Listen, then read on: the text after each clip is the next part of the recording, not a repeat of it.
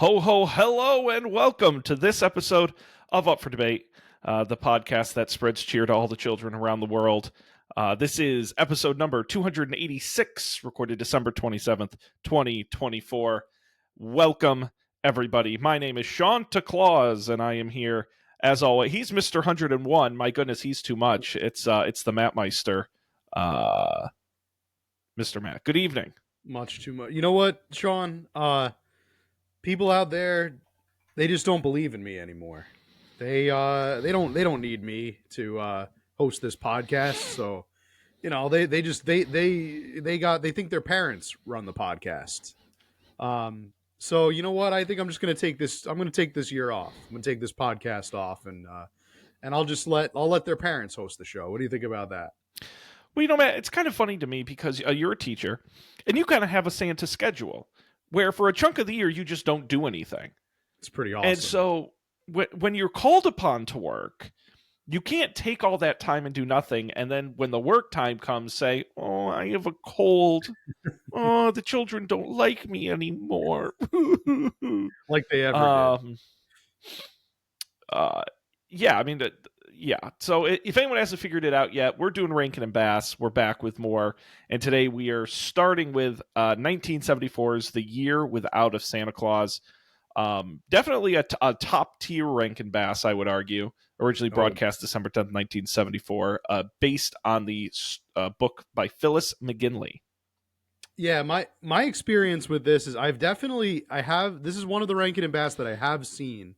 However, it's another one that I remember distinctly trying to watch while I was sick. I was like home with a cold, with a fever, and so I think it was interspersed with like naps and just wild fever dreams, which I think fits the narrative here pretty well. Because it does get very, especially the songs get very fever dreamy. I think yeah, we'll touch on that. But what were your overall impressions of this? But you hiccup there for a second. Year Without a Santa Claus, I will say, I went to watch this, and my mother joined me for the first half of the film. We watched it together because she was a big fan. Said, "Oh my goodness, I remember how much I loved that. It was great," and all of this. And her response to me after watching the first half was, "There's a lot of this I actually don't remember." And my summary line on this film is that it's a forgettable movie saved by a few banger songs.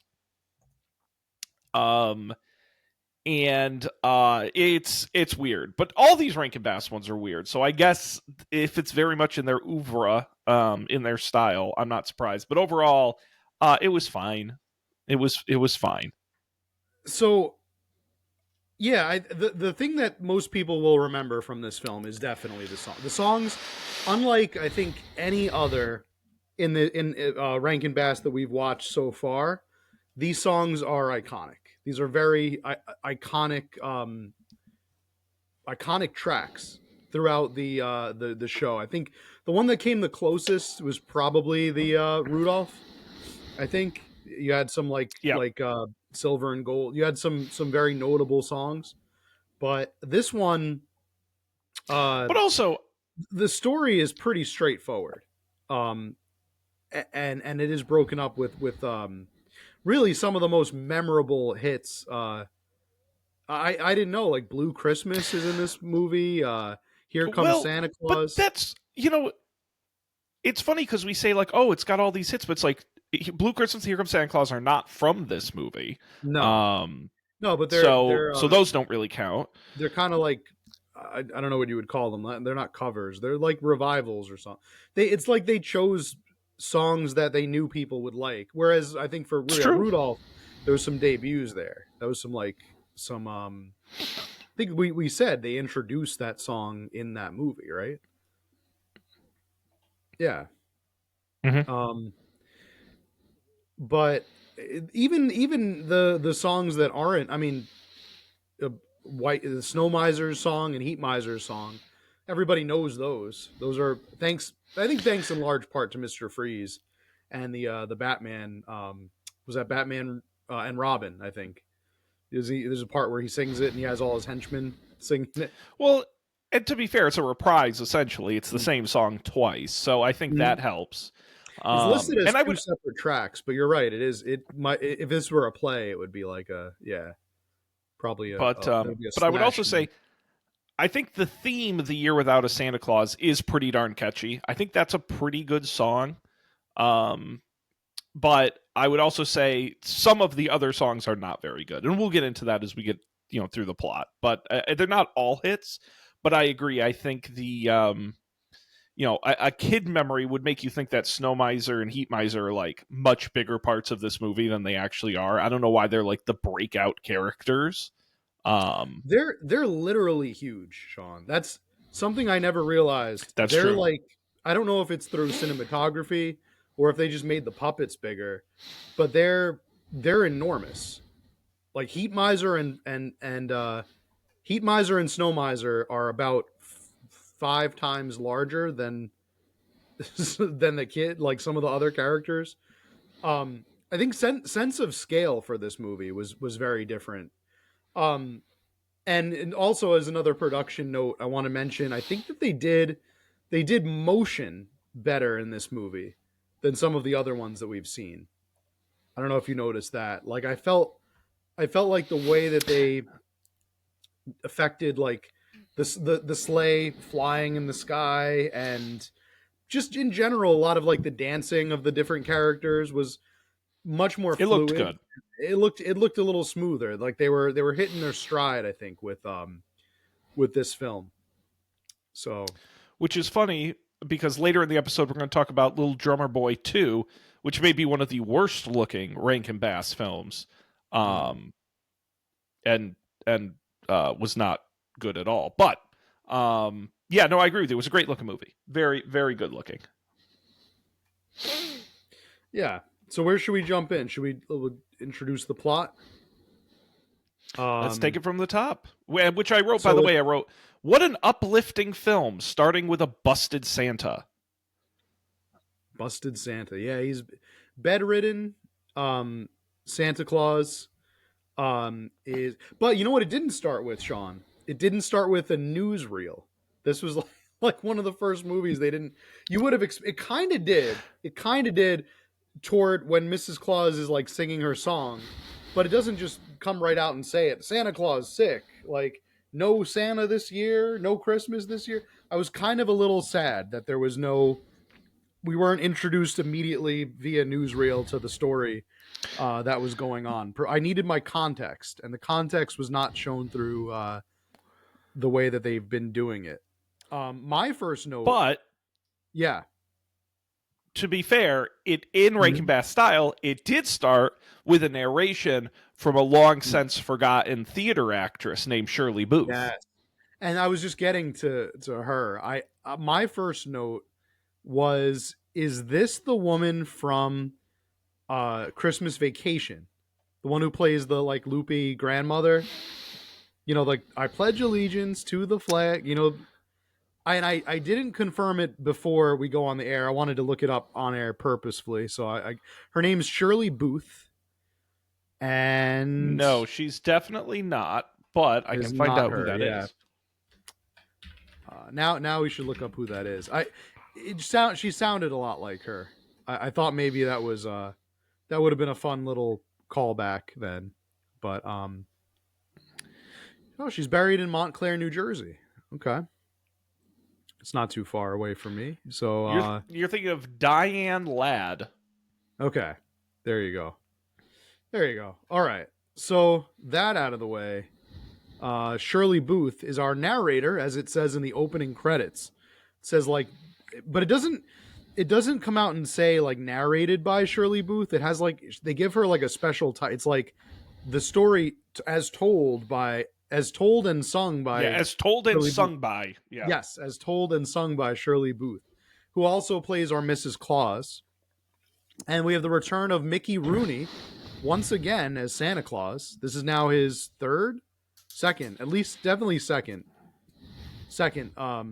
This was after Here Comes Santa Claus, right? Or with the Yes. Which, by the way, Santa Claus is coming to I thought town. he was. Mm-hmm. I thought he was much better in this. I thought he sounded Yes. like Santa. I of course he does the whole thing with a cold, but Yep. I do think he was a better, more plausible Santa in this. Yeah, I thought so too. I thought he was more definitely more of a convincing, and he even had um a large part he played where he was incognito and had to like kind of pretend to not be. He had to pretend to be Mr. Klaus, which was another amazing part, which we'll get to. But he wakes up with a cold, and then the elf doctor is really the one that sets him off, right? The doctor comes in and is like, "Oh wow, you have a cold. You might as well just die because nobody cares about you anymore, Santa. Haven't you heard? All the kids don't. None of the kids believe in you. You're a big joke to them, invented by the Coca-Cola company. Just stay in bed, you old man. You might as Oh, well just stay here and give up." And then Mrs. Claus is all like, don't take what he says to heart. What do you think about that? I thought the elf kind of like lit the fuse there. oh, he may have been my favorite character in the whole movie. That voice was so good. Yeah, I'm gonna. Uh, wait, I was looking up some of the lines here. And for what? Just to deliver presents to a bunch of folks who don't give a hoot in the first place?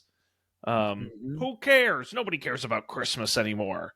Wouldn't surprise me if nobody even believed in you anymore. Nobody That cares a was hoot and a holler for you or Christmas. Oh, by the way, Merry Christmas to you. that was the great Bob McFadden who did Awesome. the voice.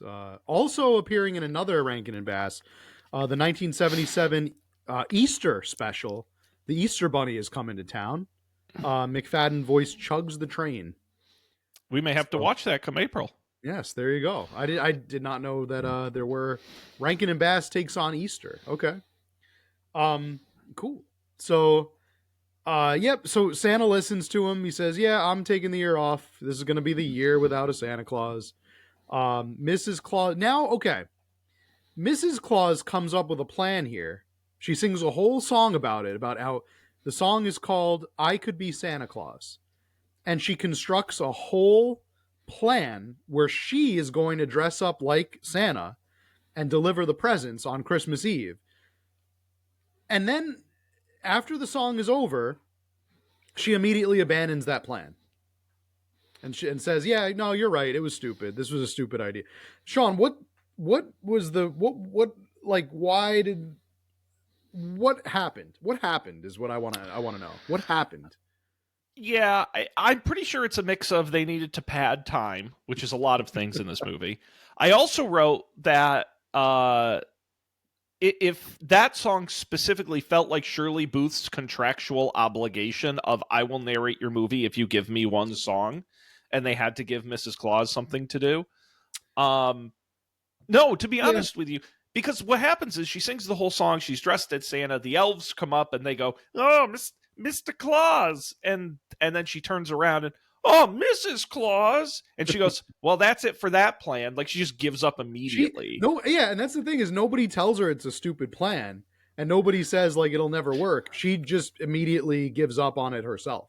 Just based on the reaction of these two And doofus elves that are just like, "Oh, I immediately recognize you." But she even said in the song, she says she'll only let people see her from the back. So nobody will see her curls because that will give her away.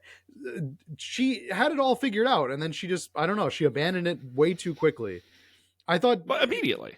it could have just been like, why didn't they just have her sing a song about how sad she was for her husband, about how he is giving up on his dream? If they're gonna like tease the idea that she is gonna have an adventure.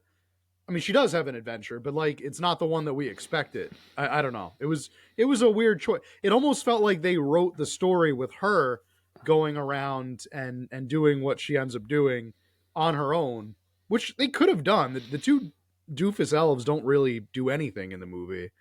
Well, that's They part of kind the of just screw problem. up, The whole more. movie is just a series of random events.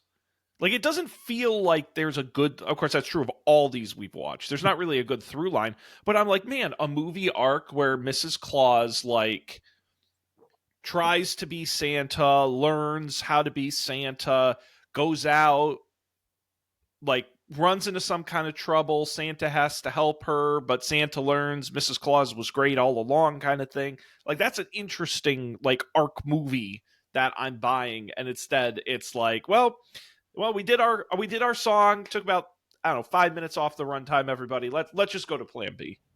Yep, that was it. She just gives up on it too quick. And instead, the two dumb elves, the two elves are named Jingle and Jangle, of course. Which I do think is funny for the yeah. record. Yeah. Jingle and Jangle depart with the youngest reindeer of them all, Vixen, not Rudolph, Vixen. I guess Vixen is the youngest, and they land in this small town in the southern United States. The name of the town, Sean, might surprise you. It's called Southtown, USA. Southtown. So they land in Southtown, good old USA. Dixie. Which is, I think that's a fine choice. I mean, Rankin and Bass, we know they're both Canadian, right? So they're to them everything is, it's all Southtown for them. So Southtown is a nondescript southern town below the Sun Belt and below the Bible Belt, because we know that from the cop who immediately arrests or really he detains. He doesn't really arrest, but he detains our two elves and cites that they are not properly dressed for a Sunday. They're wearing, he says, like you're wearing a ridiculous suit on a Sunday, which carries a fine in our here fair city. So, they definitely a Bible Belt town. They go looking for what are they doing there? Why did they land there? They're trying to find the spirit of Christmas. They want to find Christmas spirit. They want to find evidence that people still love Santa. That's why they're there. Yes, which I think is not a great plan. Because what are they going to do? Like, eventually, at first they're like, they talk to an adult, and the adult's like, get fucked. And they're like, oh no. And then they go, oh, children still believe in Santa, which frankly they should have done from the get-go. But what are they going to do? Like, kidnap a child and bring it to the North Pole and be like, see, Santa? They do love you. I don't get the like end game. The children that they find are the creepiest children that anyone will ever see. Those eyes. They had these piercing circular eyes that I thought are just like if they had creepypasta, or if they had like horror Reddit back then, these kids would absolutely be in it. So they would have their own page. They would probably have their own subreddits for just being creepy. I will say, I want to give the kids credit, because when Jingle and Jangle first go up to them, he says, oh, what do you guys think of Santa? And the kids are like, it's totally cool Santa takes a holiday. I think that's great. And I'm like, you know what, kids, you're right. He does deserve a holiday. It's like the kids are just like, if he wants to take this year off, that's totally cool with us. And I'm like, pretty cool. I think what a positive attitude for these kids to have. They're not mad at Santa for taking the year off. They're like, nah, it's all good. No. Life goes on. He deserves a break. And I'm like, these kids get it. They're very understanding. They're much more understanding than the kids at the end of the film, which we'll get to, who guilt Santa really into coming back. But it's at this point that Santa decides to leave the North Pole himself, even though he's supposed to be sick. He leaves his bed, and then with a cold, so he's spreading his illness. He goes to Southtown in search of Vixen, because he learns that Vixen, his reindeer, has gone missing. So he's going to find Jingle and Jangle and bring Vixen back to the North Pole. He's disguised in an absolute pimp suit of an outfit. I wrote Santa's outfit is a banger. Google Santa's disguise outfit that he wears. He's just an absolute pimp in this entire movie. Just looks so cool, so like nicely dressed. He's got like a red bowler hat and just really like a velvet suit, like a velveteen kind of suit. Really cool. Really cool. I think he's even got like a watch, the cane, like a watch on a chain and stuff. Like, just very cool, and a cane. Unbelievable. Absolute pimp. So he's walking around. He's asking about his reindeer, and then the kids are like, "Well, you got an even bigger problem than Santa Claus, Mister. That dog catcher just stole your dog or just picked up your dog." And then I remembered, Sean, when was the last time you ever heard reference to a That's dog catcher? I thought I was going to ask you that. You were a student of history. Was Yeah, there ever such a thing as a dog catcher? I feel like they're probably like in cities. Yeah, they had like because I think what the issue, Sean, was that people didn't spay and neuter their pets until like 30 years ago. Like that's maybe like 40 years ago. That's a pretty recent thing. So I think any time before like dogs were spayed and neutered, they had like dog overpopulation issues. I think you see this a lot in Europe. You go to like any European town, especially like in southern and eastern Europe, there are stray dogs everywhere. Like I don't know, we were in Rome a couple years back, just random stray dogs all over the place. So I think that was maybe that was more of an issue here before people started to just like get their pets neutered and stuff. So their dog catchers Well, probably had like a real job where they caught these stray dogs and like took them in. But that was the last time I remember. I mean, I remember in like cartoons and stuff that making reference to dog catchers like all the time. But this was the first time in a while that I had seen dog catcher in a piece of media, and I thought that was interesting. well, again, this whole movie is like the series of events is absolutely preposterous. Matt, let me ask you a question, and I consider you generally a smart guy, but if I took a reindeer and I put a pair of socks over its antlers, would you confuse that with a dog? I mean, I don't see how you wouldn't like. Like You're like, they look exactly the same to that's a me. dog. I don't know. Yeah, I Beautiful mean, hooves on that dog. especially, I mean, did you hear that? Did you hear it bark? It had such a convincing bark. Yeah, Right? yeah. Django, I I mean, think, says like, "Listen to it bark." So, and then he scares the I cat. Yeah. absolutely mental. And Mhm. then I just love where it's like, how do we get the dog? Matt, you are a dog owner. Your dog is in the pound. Got caught by the dog catcher. You can't pay the fine. You go to the mayor, of course. That makes Here. the most sense in the world. Yeah. Obviously, the mayor will help you, who takes your meeting immediately, by the way. There's nothing happening in Nothing Southtown. else. I mean, what else is This going is on in town? priority one. Yep. Yep. But he doesn't mention that these elves are dressed, provocatively on a Sunday. His cop did. Like he really he was ready to write him a citation for it, but he doesn't mention a thing. But I did write a note about the mayor. I said the most sarcastic ass in the entire I movie. love the mayor. I love the mayor. I was all in on he I is a can't wait to see who goddamn plays him in the live lunatic. action movie, but he is unhinged. He's pretty Oh, unhinged. And can I just give you a little yeah, spoiler for the live action movie? yeah, He is he he's actually just a regular slimy politician who's going to sell out a part of the town and turn it into the mall. It's the most 2006 movie that's you've ever so seen. okay. I was gonna say that's such a It's 2000s plot. That really is. it's extremely predictable. Anyway, no, Mhm. the mayor was a who, and he's just like, all right, it hasn't snowed here in 100 years. How about this?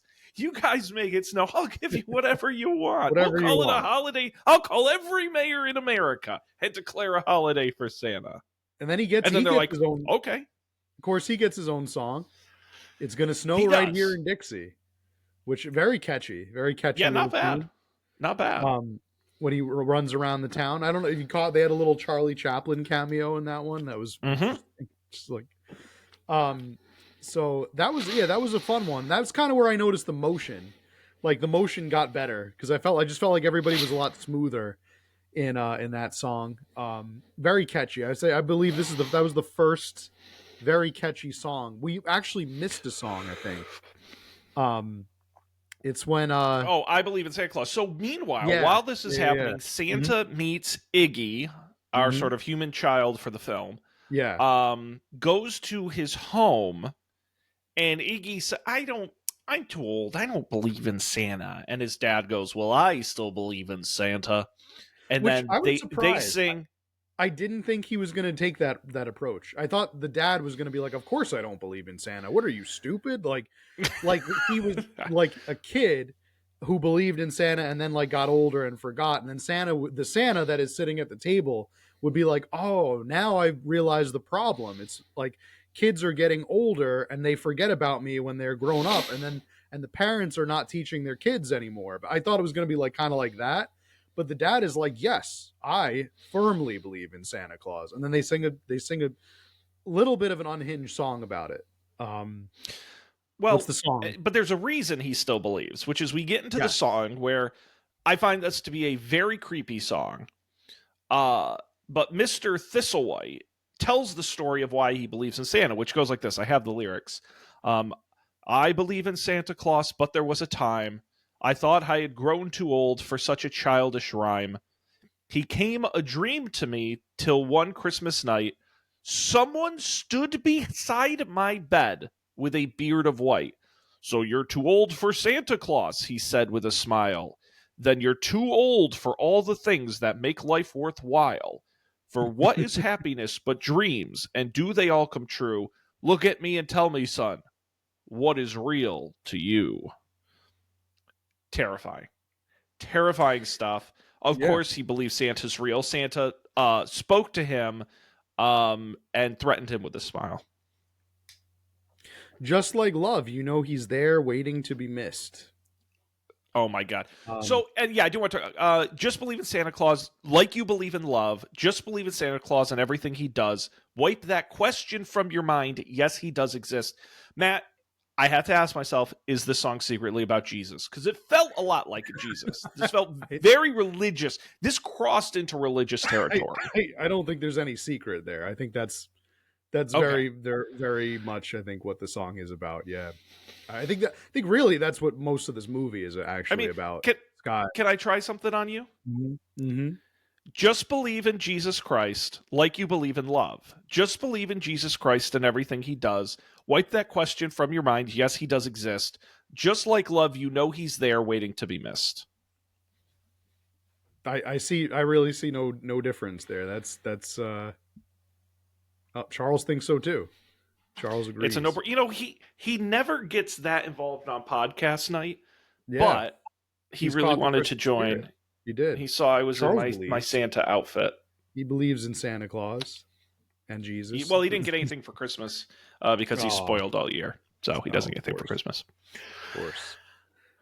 And so they sing this creepy song, and Iggy says, "Wow, Yeah. Santa is real." Which, by the way, does at that point Santa still has not told them he's Santa, even though the father just sung a song about how much he believes in Santa, and it's not until he takes off on the flying reindeer they figure Yes. out he's Santa. He literally, I wrote that in the notes. He has to actually fly away on a reindeer for them to. He has got the white beard, the red suit.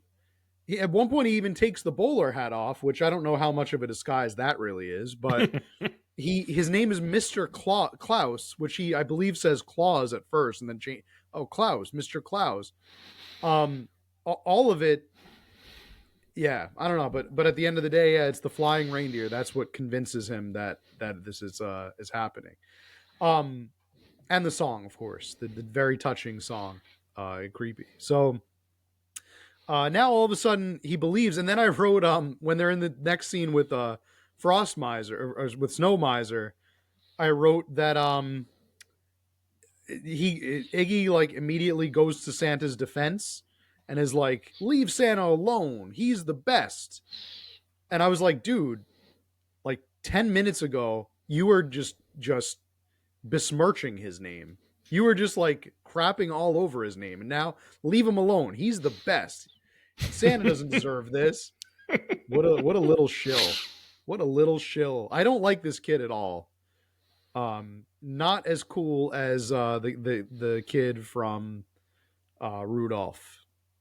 Benny, what was his name? Alex? Forgot his I've name already already. wiped it from my I mind. already forgot his name. He wanted to be a dentist. I liked him. Yeah, no, this kid is not that. He's not that guy. So next up, Mrs. Claus comes down, and this is where Mrs. Claus and Santa are kind of like used interchangeably throughout the movie. Um, And I just assumed Santa was going to be bedridden for most. But I guess when you hire Mickey Rooney as your actor, you're going to get as much as you can out of him. So, um, Mrs. Claus comes down, and they come up with a plan. The three of them, so her, Jingle, and Jangle, are going to go to for the kingdom of Snow Miser, um, who is the snow spirit. I guess he's the keeper of cold weather. Um, and that's who they're going to ask to make it snow down in Southtown, right? Because he's in charge of all the snow, all the frost. And then, of course, I think Mrs. Claus introduces him as a ham. She's like, Yes. "Yeah, be careful. He's a big ham." And then he immediately goes into a Broadway dance number with all of his henchmen who look exactly like him. They're all like little clones of him. They have like little hats, and they sing the song. Great, iconic song. Um, I'm Mr. Snow Miser. That whole thing. Yep. Um, and then he says he can't grant the wish. Why can't he grant the wish, Sean? Uh, because of his brother. His brother has dominion over Southtown. That's right. So they have different, which I forgot about this, but they like tease that they exist earlier in the movie. They're Yes. like they're having like a big battle in the air, which is very cool. As they're flying by, and then because I remember like thinking like if I didn't know who these two characters were, I would just be like, what the hell was that? Like, what did they're like throwing fire and ice balls at each other in the air.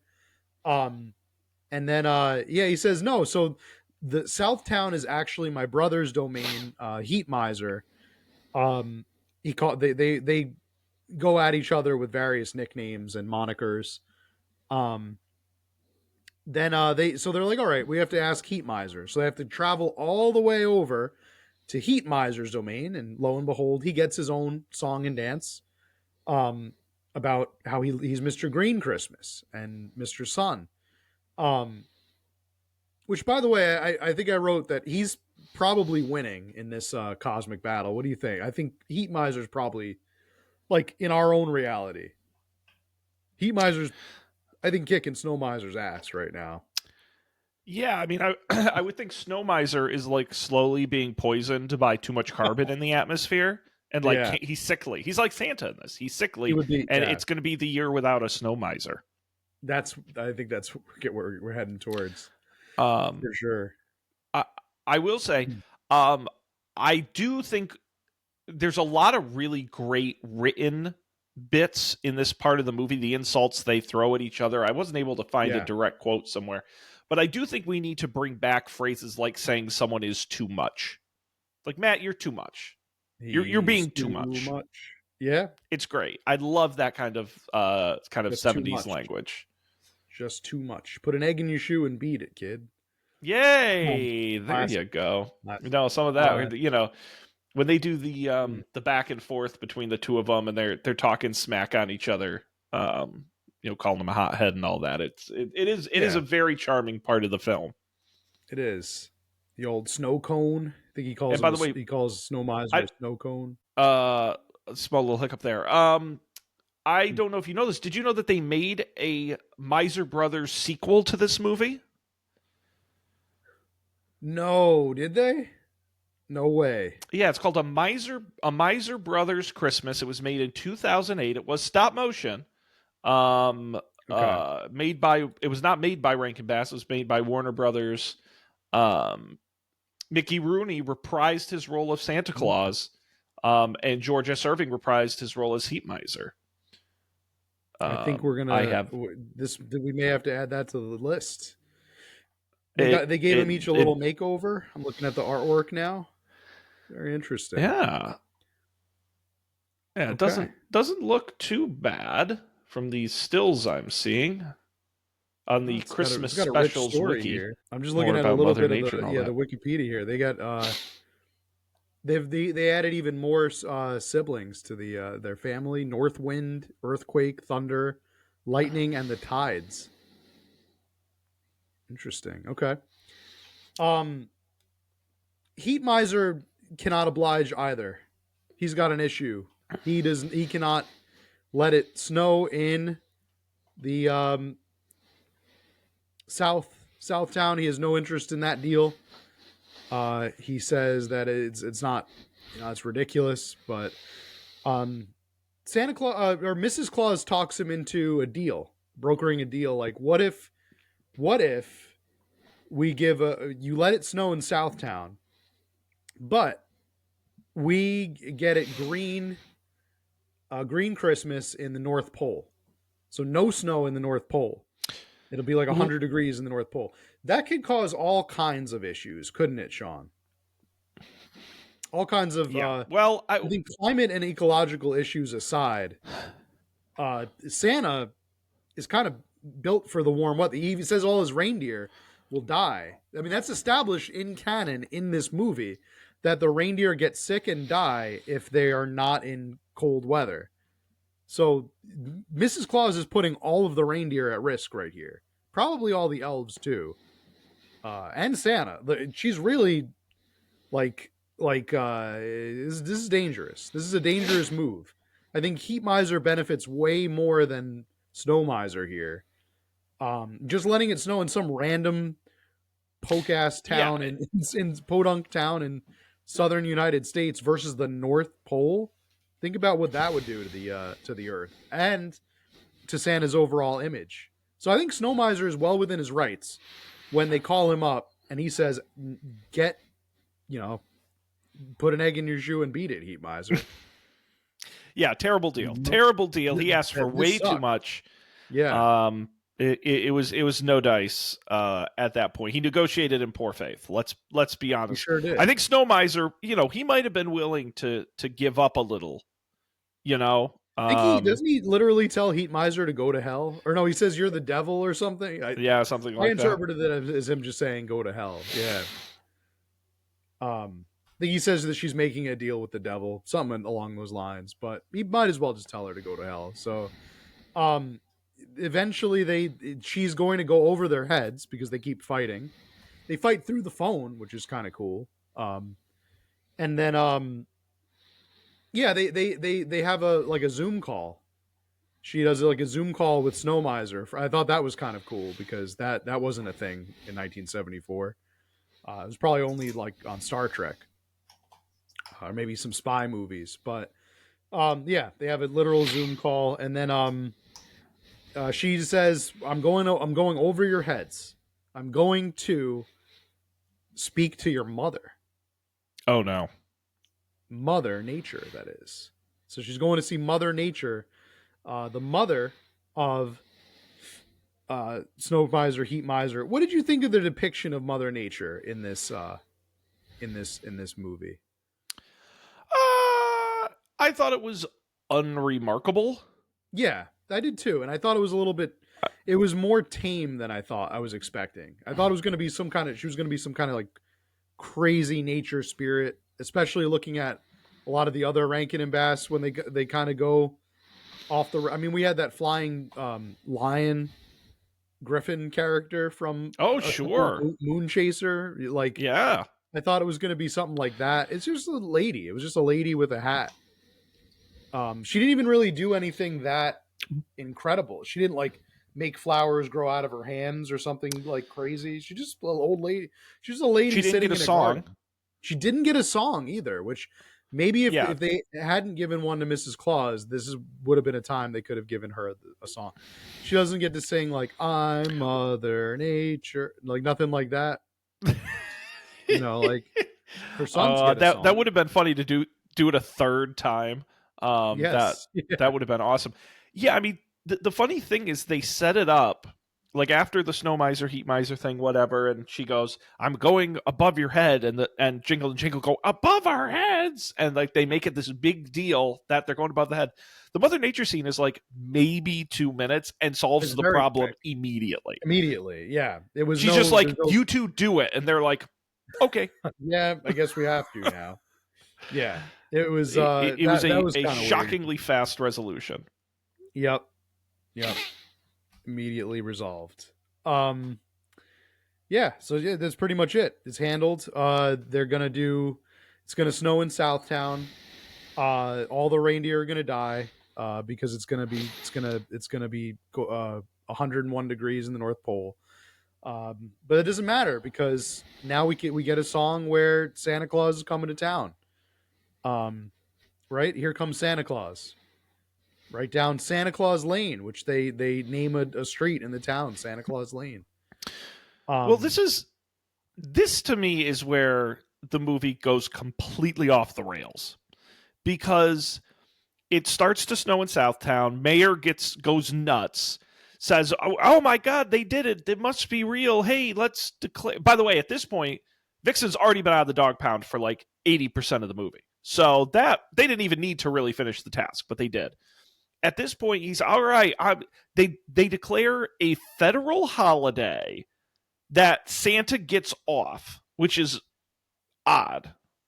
Then all of the children, the very multicultural children of the world, all hmm. get together and make gifts for Santa Yes, and send yes, that's right. him gifts.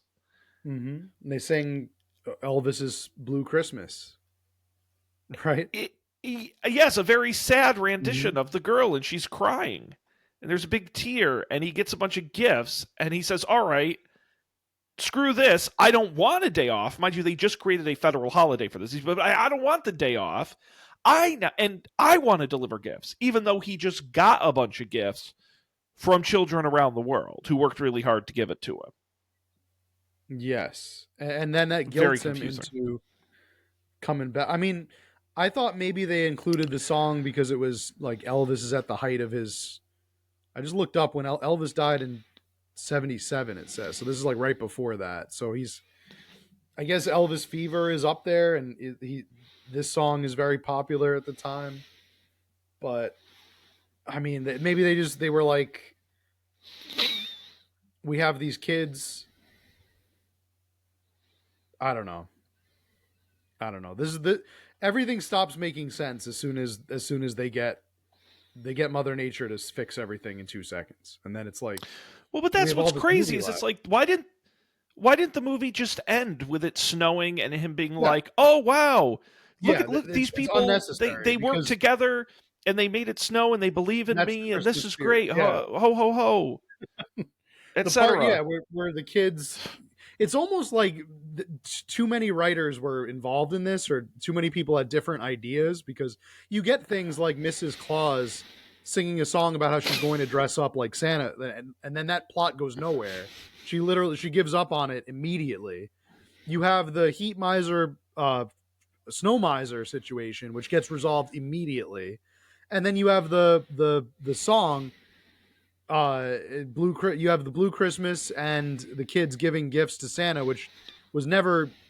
It just kind of happens. It's all just like I don't know. It's like three different movies jammed into one.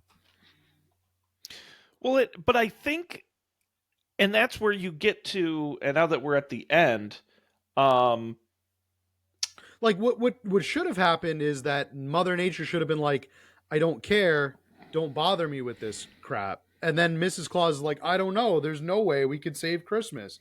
And then the kids are like, let's start. What's Isaac or whatever the annoying kid's name is?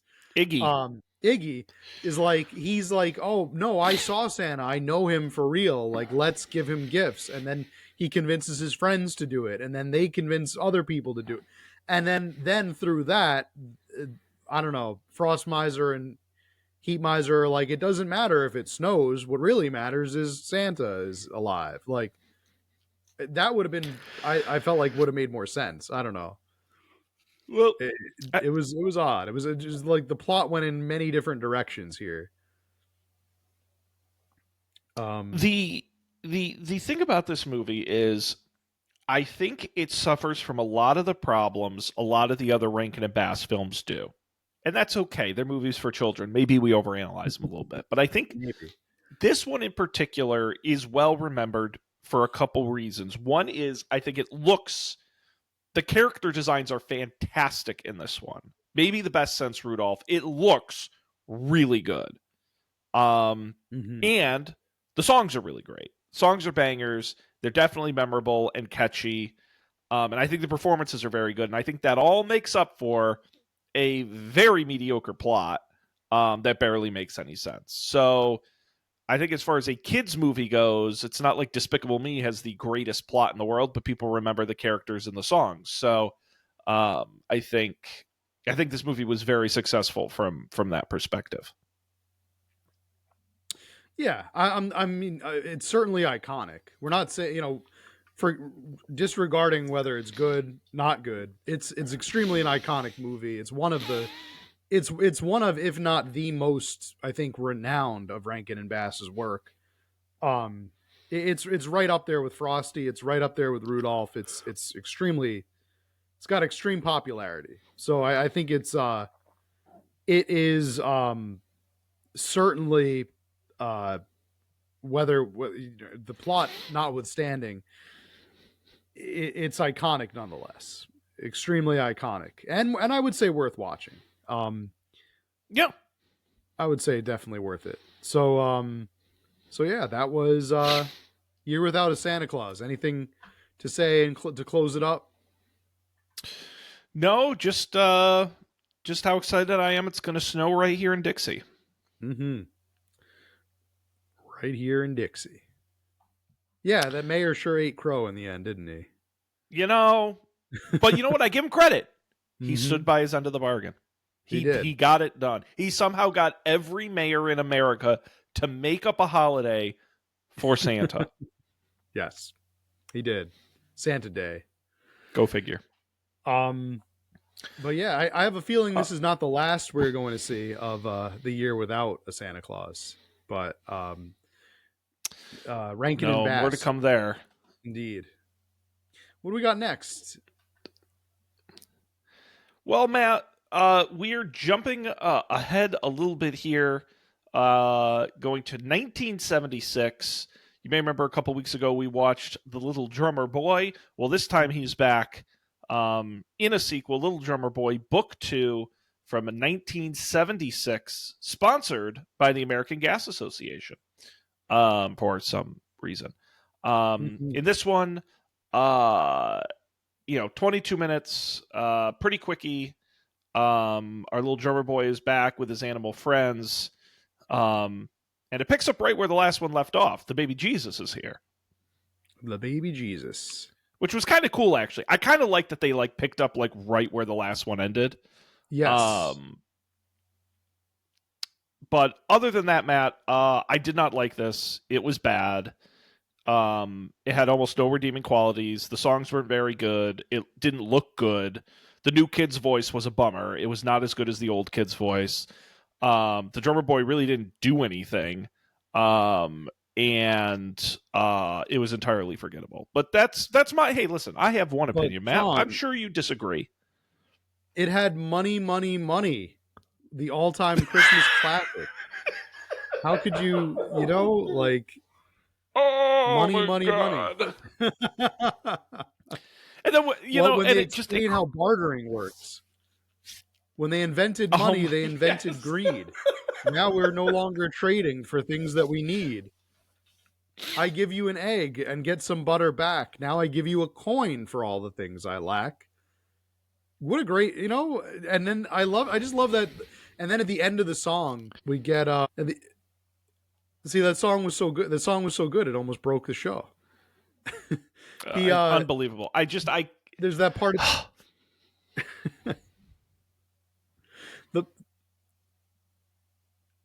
the part at the end when the guy spins around like a top, spinning and spinning and spinning and spinning and spinning. Classic, absolute classic. Yeah, money, money, money. It was very weird, and then I love the fact that the movie starts with him at the manger with the baby Jesus, and then ends back with him at the manger with the baby Jesus, and really nothing's happened. And I feel like I just wasted all my time. The animals weren't as good. The drumming wasn't even as good. Yeah. It was a side quest where Melchior just basically puts him on a side quest. He one of the three kings is like, "Can you help this guy out? The Romans stole his bells." And then he's like, can you help me out? The Romans stole my bells. And then the drummer boy tries to help out, and he gets his drum burned. They burn his drum and his sticks, and then in the end, they're like, "It's okay because Jesus loves you," and that's how it ends. Except he does get a new drum. I should say they set him up with a new drum. It's not the one that his dead father gave him, but it is a drum. No. So it is still a drum. And the animals end up being the heroes. They steal the bells back from the Romans. And that's it. That's the little drummer boy. There's really not much else to go there. It got a 0% on Rotten Tomato. 0. Bad. So well, it's 80% Roman soldier.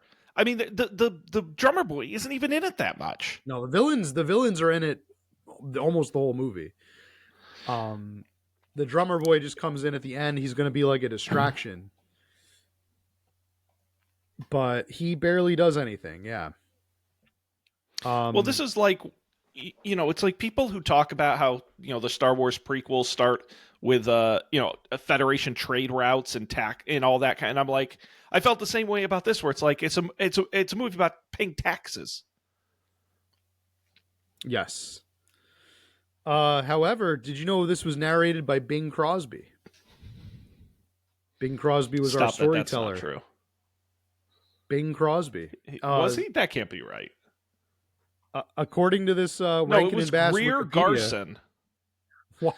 Okay, no, it was Greer Garson. The Rankin and Bass wiki is apparently wrong. I didn't think it was Bing Crosby, but no, they said. And by the way, right here, yeah, Bing Crosby. Greer Garson also voiced the first little drummer boy. Yes. This says it's June Foray is a voice actor for Aaron. Aaron's mother. Yeah, this is all wrong. Just ignore everything that is on this. This is a bad wiki. Yeah, David J. voices Aaron in the sequel. The original was Ted Eccles. Yeah. Who was so much better in the first one. It bugged me because the voice was very good in the first one. I will say it was very believable and it was captivating and it was actually very, very good and memorable. And it really bummed me out how crappy it was in the sequel. Yeah, this one I don't know how this got greenlit. I don't know why we needed to see more of the drummer boy. Well, you know what? Honestly, I blame the American Gas Association. It's really their fault. Wouldn't it be the Canadian Gas Association? Isn't this a Canadian movie? Aren't these all Canadian movies? I don't know. I thought Rankin and Bass were from Canada. Well, it did first air in... No, I think the sequel aired on NBC specifically, and I think was created for the U.S. audience. Okay. Well, yeah, the first Maybe that's one why it's not had good. A lot more going on. We talked about like there was a lot of depth because there was a lot of anger and animosity in the country, and that kind of like felt like it was boiling over into the film. This one just was a little side adventure that I don't know, felt like really another vehicle for a song. It was a vehicle for Do You Hear What I Hear? Well, would it shock you to learn that Julian P. Gardner, who wrote this one, also wrote First Christmas: The Story of the First Christmas Snow, which wasn't very good, and we talked about last week. Yeah. And also wrote the soon to be watched at some point in the far future, The Life and Adventures of Santa Claus, which is also famously not very good. Ooh, I don't know, Sean. That one, that may be fighting words because oh boy, Life and Adventures of Santa Claus. It's something you got to see. It's something you got to experience. But like I said before, it's either something you're gonna really love or really, really hate. Oh boy, I don't know. We'll have to find out, I guess, next time. Oh, well, I look forward to that. Well, Matt, I think we're in agreement. Little Drummer Boy 2, not very good. Our first sequel in the Rankin Bass catalog. We'll have a few more to come. Mm-hmm. So we will see. But Matt, we are got some stuff to announce here at the end of this episode. Some exciting things we have coming up. We sure do. Because this is sort of the end of our Rankin and Bass watch through for this year. We're about halfway through their stop motion Christmas films. and we've decided we're going to hit a pause on it and finish them next Christmas. Mhm. But it's not quite over, because next week we're doing a very special Rankin Bass adjacent episode, where, as we've teased, there was the 2006 live action remake of The Year Without a Santa Claus, aired on NBC, um, starred John Goodman, Delta Burke. Chris Kattan has a very large role in it. Truly, I've watched the first third of it, and it's one of the most bizarre things I've ever seen in my entire life. It was it's not good, but it's very weird. And so next week, I've seen it. Matt is not going to watch it, and we're going to do a live commentary episode where we're going to watch it together. I'll have some of the backstory, but Matt will get to react to it in real time, and you all at home can watch it along with us. It's a little over an hour, but it feels so much longer. So I think it's going to be a lot of fun, Matt. I am very much looking forward to that. We're long overdue for a watchathon. So will we do that on Twitch? Will we be on Twitch? Yeah, I don't see why not. I don't All see right, why yeah. not. There's no So reason come not on to. over to So Twitch. I invite everybody to bring your PJs. Everybody we'll have a nice PJ party. I'll be in my big bowl of PJs, popcorn. right? It'll be Sean great. will be wearing his cap. I'll be wearing my nightgown, and we'll have a nice we'll have a nice watch along with some popcorn and a nice movie. So, Year Without a Santa Claus live action starring John Goodman, I believe. That's the only actor I Yes. know. Yes. He plays Santa Claus. So Yeah. It's an incredible collection of 2006 actors. So mm, that'll be next week. And then, looking Matt, forward as to we it. head into January, we got so much great stuff coming up. We're going to get back to some of our open games, maybe some fresh content. And then heading into February, I get to teasing farther in advance. Of course, our Super Bowl prop bets will be coming up, and our next movie league draft, where we will announce the winners from the previous draft. And get excited, because there's going to be an all new format for the 2025 movie league. We've never done anything like this before, and I think it's going to make a huge impact. And Matt, I was working through a preliminary list of the Mhm. 2025 films. There are so many big movies next year. It's crazy. uh and I could sit here and list all of them, but literally it's just hit after hit, giant names, sequels, ending all the way in another Avatar movie in December. So, which, as we know, will probably be, that may be too big to actually make it into the league. I haven't decided yet. Well, I'm Because if going to it do my grosses due $1 billion, diligence it's going to blow for everyone out. for the sake of this year's movie draft. Heather, I don't know if you're listening, but I'm going to save us. I am going to see Nosferatu this week, and my ticket purchase will, I believe, put us just over the edge.